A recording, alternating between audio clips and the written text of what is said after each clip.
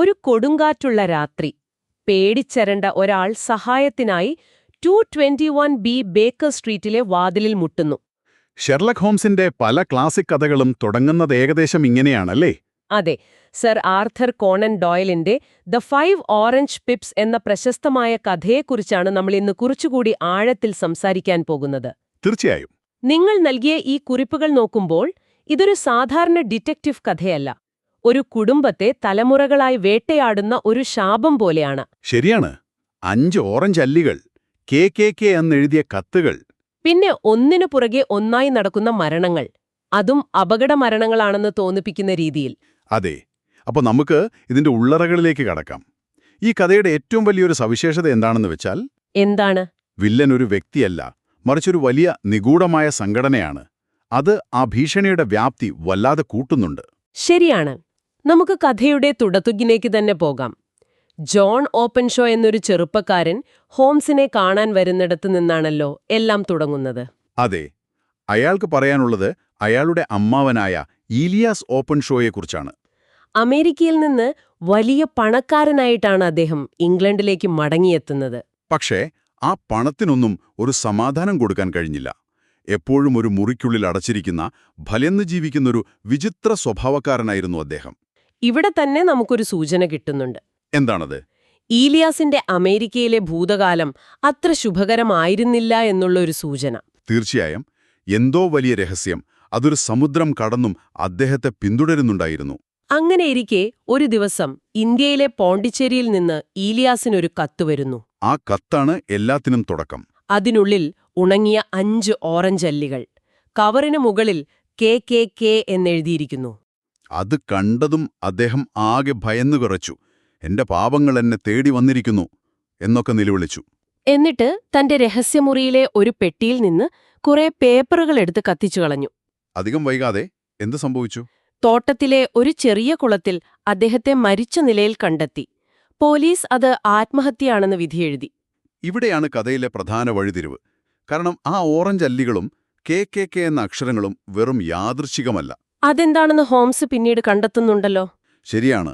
KKK എന്നത് അമേരിക്കയിലെ അതിക്രൂരമായ ഒരു രഹസ്യ സംഘടനയായ കു ക്ലക്സ് ക്ലാനാണ്. ഓ, അപ്പൊ ഇതൊരു സാധാരണ കുടുംബ പ്രശ്നമല്ല? അല്ലേയല്ല. ഇതിൽ സംഘടിത കുറ്റകൃത്യത്തിന്റെ ഭാഗമാണെന്ന് അവിടെ തന്നെ വ്യക്തമാവുകയാണ്. വർഷങ്ങൾക്ക് ശേഷം കഥ ആവർത്തിക്കുന്നു. ജോണിന്റെ അച്ഛനും അതുപോലൊരു കത്ത് കിട്ടി. ഇത്തവണ സ്കോട്ട്ലൻഡിലെ ഡെൻഡിയിൽ നിന്നായിരുന്നു കത്ത്. അതെ, അതിലും 5 ഓറഞ്ച് അല്ലികളും KKK എന്ന അക്ഷരങ്ങളും. ഒരു സന്ദേശം കൂടിയുണ്ടായിരുന്നു: പേപ്പറുകൾ സൂര്യഘടികാരത്തിൽ വയ്ക്കുക. പക്ഷേ അദ്ദേഹം ആ ഭീഷണി അത്ര കാര്യമാക്കിയില്ല. അതൊരു വലിയ തെറ്റായിപ്പോയി. ദിവസങ്ങൾക്കുള്ളിൽ ഒരു കുഴിയിൽ വീണ് അദ്ദേഹവും മരിച്ചു. അതൊരു അപകടമരണമായിട്ടാണ് രേഖപ്പെടുത്തിയത്. ഈ കൊലപാതകങ്ങളുടെ രീതി വളരെ ശ്രദ്ധേയമാണ്. അവയെല്ലാം ആത്മഹത്യയോ അപകടമരണമോ ആയിട്ടാണ് ചിത്രീകരിച്ചിരിക്കുന്നത്. ഒരു തെളിവും ബാക്കി വെക്കുന്നില്ല. അതെ. കൊലപാതകികൾ വളരെ ആസൂത്രിതമായും ക്ഷമയോടെയുമാണ് പ്രവർത്തിക്കുന്നതിന് തെളിവാണിത്. പോലീസിന് ഒരു തുമ്പും കിട്ടാത്തതും അതുകൊണ്ടാണ്. ഇപ്പോഴിതാ 3ാമത്തെ കത്ത് ജോൺ ഓപ്പൻഷോയ്ക്ക് ലഭിച്ചിരിക്കുന്നു. ലണ്ടനിൽ നിന്നാണ് കത്ത് വന്നിരിക്കുന്നത്. അതേ ഓറഞ്ച് അല്ലികൾ, അതേ സന്ദേശം. ഭയന്നുപോയ ജോൺ സഹായത്തിനായി ഹോംസിന്റെ അടുത്തെത്തി. ഇവിടെയാണ് യഥാർത്ഥത്തിൽ കഥയുടെ വേഗത കൂടുന്നത്. അതെ, ഹോംസിന്റെ എൻട്രി. ശരി, ഹോംസിന്റെ നിഗമനങ്ങള് നമുക്കൊന്ന് പരിശോധിക്കാം. പോണ്ടിശ്ശേരി, ഡെൻഡി, ലണ്ടൻ, ഈ 3 നഗരങ്ങൾക്കും എന്താണ് പൊതുവായ ഒരു പ്രത്യേകത? ഒറ്റനോട്ടത്തിൽ ഒരു ബന്ധവുമില്ലെന്ന് തോന്നും. പക്ഷേ 3ഉം തുറമുഖ നഗരങ്ങളാണ്. ഓ. ഇതിൽ നിന്നാണ് ഹോംസ് ഒരു നിഗമനത്തിലെത്തുന്നത്. കത്തുകൾ അയക്കുന്നയാൾ ഒരു കപ്പലിലാണ് യാത്ര ചെയ്യുന്നത്. അവിശ്വസനീയം. അതുമാത്രമല്ല, കത്തുകൾ കിട്ടുന്നതും മരണം സംഭവിക്കുന്നതും തമ്മിലുള്ള സമയദൈർഘ്യം കണക്കുകൂട്ടി അതൊരു പായ്ക്കപ്പലാണെന്നും അദ്ദേഹം കണ്ടെത്തുന്നുണ്ട്. ഹോംസിന്റെ ആ സൂക്ഷ്മമായ നിരീക്ഷണ പാടവം അത് സമ്മതിക്കുന്നു. ശരിക്കും അതാണ് ഹോംസിനെ ഹോംസാക്കുന്നത്. പിന്നെയാണ് കഥ ശരിക്കും രസകരമാകുന്നത്.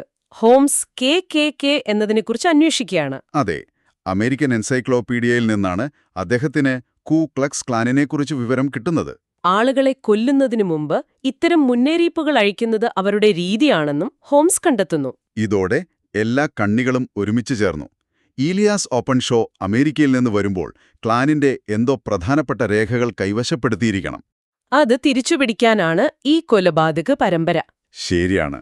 ഇതിന്റെ വലിയ ചിത്രം നോക്കിയാൽ ഇതൊരു വ്യക്തിയോടുള്ള പ്രതികാരമല്ല, മറിച്ച് ഒരു രഹസ്യ സംഘടന അതിന്റെ രഹസ്യങ്ങൾ സംരക്ഷിക്കാൻ ഏതറ്റം വരെയും പോകും എന്നതിന്റെ തെളിവാണ്. അതെ. അതുകൊണ്ടാണ് ഓപ്പൺഷോ കുടുംബത്തിലെ ഓരോരുത്തരെയായി അവർ വേട്ടയാടുന്നത്. ഹോംസ് ഉടൻ തന്നെ ജോണിനോടൊരു ഉപായം നിർദ്ദേശിച്ചു. എന്തായിരുന്നു അത്? രേഖകളെല്ലാം കത്തിച്ചു കളഞ്ഞു എന്നൊരു കുറിപ്പ് ആ പഴയ പെട്ടിയിലാക്കി സൂര്യഘടികാരത്തിൽ വെക്കാൻ പറഞ്ഞു. ഒരു തരത്തിൽ കൊലപാതകികളെ കബളിപ്പിക്കുകയായിരുന്നു ലക്ഷ്യം. പക്ഷേ സമയം അവർക്കെതിരായിരുന്നു. അതെ, ദാരുണമായ ആ സംഭവം നടന്നു. ഹോംസിന്റെ അടുത്തുനിന്നും പോയ ജോൺ ഓപ്പൺഷോയെ മരിച്ച നിലയിൽ കണ്ടെത്തി. അതെ, തെംസ് നദിയിൽ. തന്റെ കക്ഷി കൊല്ലപ്പെട്ടതിൽ ഹോംസിന് അതിയായ ദേഷ്യവും കുറ്റബോധവും തോന്നി. ശരിയാണ്. ഹോംസിന്റെ അങ്ങനെ ഒരു വൈകാരികമായ മുഖം നമ്മൾ അധികം കഥകളിൽ കാണാറില്ല. അതൊരു പരാജയമായിരുന്നില്ലേ? ഷെർലക് ഹോംസിന്റെ ഒരു പരാജയം. ഒരു തരത്തിൽ അതെ. ഹോംസിന്റെ ഈ പരാജയം ആ രഹസ്യ സംഘടനയുടെ ശക്തിയും കാര്യക്ഷമതയും എടുത്തു കാണിക്കുന്നുണ്ട്. ഷെർലക് ഹോംസിനെ പോലും മറികടക്കാൻ അവർക്ക് കഴിഞ്ഞു. ആർക്കും രക്ഷപ്പെടാനാവാത്തൊരു ഭീഷണിയാണ് തങ്ങൾ നേരിടുന്നതെന്ന് ഇത് വായനക്കാരെ ഓർമ്മിപ്പിക്കുന്നു. പക്ഷേ ഹോംസ് വിട്ടുകൊടുത്തില്ല. ഇല്ല. അദ്ദേഹം പ്രതികാരം ചെയ്യാൻ തീരുമാനിച്ചു. അന്വേഷണത്തിൽ കൊലപാതകികൾ യാത്ര ചെയ്തിരുന്ന അമേരിക്കൻ കപ്പൽ അദ്ദേഹം കണ്ടെത്തി. Loan star. ജോൺ കൊല്ലപ്പെട്ട രാത്രി കപ്പലിലെ ക്യാപ്റ്റനും മറ്റു രണ്ടുപേരും ലണ്ടനിലുണ്ടായിരുന്നു എന്നും ഹോംസ് മനസ്സിലാക്കി. എന്നിട്ട് ഹോംസ് ചെയ്തത് അതാണ് ഈ കഥയിലെ ഏറ്റവും മികച്ച ഭാഗങ്ങളിലൊന്ന്. എന്താണ്? ഹോംസ് ആ കപ്പലിന്റെ ക്യാപ്റ്റനൊരു കത്തയച്ചു. അതിനുള്ളിൽ 5 ഓറഞ്ച് അല്ലികൾ. അതേ നാണയത്തിൽ തിരിച്ചടി. ഇതൊരു ശ്രദ്ധേയമായ നീക്കമാണ്.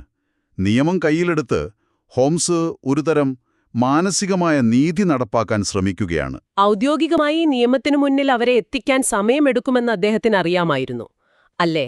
അതെ. അതോടെ ഇതൊരു വ്യക്തിപരമായ പോരാട്ടമായി മാറി. പക്ഷേ കഥയുടെ അവസാനം വളരെ വിചിത്രമാണ്. ലോൺ സ്റ്റാർ എന്ന ആ കപ്പൽ അറ്റ്ലാന്റിക് സമുദ്രത്തിലെ ഒരു വലിയ കൊടുങ്കാറ്റിൽപ്പെട്ട് മുങ്ങിപ്പോയി. കൊലപാതകൾക്ക് മനുഷ്യനിർമ്മിതമായ ഒരു കോടതിയെയും നേരിടേണ്ടി വന്നില്ല. അതൊരു തരം ദൈവികമായ നീതി, അല്ലെങ്കിൽ പ്രകൃതിയുടെ നീതിയെന്ന് പറയാം. ശരിയാണ്. കൊലപാതകர்கள் മനുഷ്യന്റെ നിയമത്തിൽ നിന്ന് രക്ഷപ്പെട്ടെങ്കിലും വിധിയിൽ നിന്ന് രക്ഷപ്പെട്ടില്ല. ഇതൊരു ശക്തമായതും എന്നാൽ അല്പം അസ്വസ്ഥതയുണ്ടാക്കുന്നതുമായ ഒരു അന്ത്യമാണ്. തീർച്ചയായും. രഹസ്യം തെളിഞ്ഞു. പക്ഷേ നീതി നടപ്പാക്കിയത് പ്രകൃതിയാണ്, മനുഷ്യനല്ല. അപ്പോൾ നമുക്കിതൊന്ന് ചുരുക്കി പറഞ്ഞാൽ, ഈ കഥയുടെ ശക്തി അതിന്റെ വില്ലൻ കു ക്ലക്സ് ക്ലാൻ പോലുള്ള ഒരു യഥാർത്ഥ രഹസ്യ സംഘടനയാണ് എന്നതിലാണ്. അതെ. ആരാണ് എന്നതിലുപരി എന്തിന്, എങ്ങനെ അവരെ തടയും എന്നതിനാണ് ഇവിടെ പ്രാധാന്യം.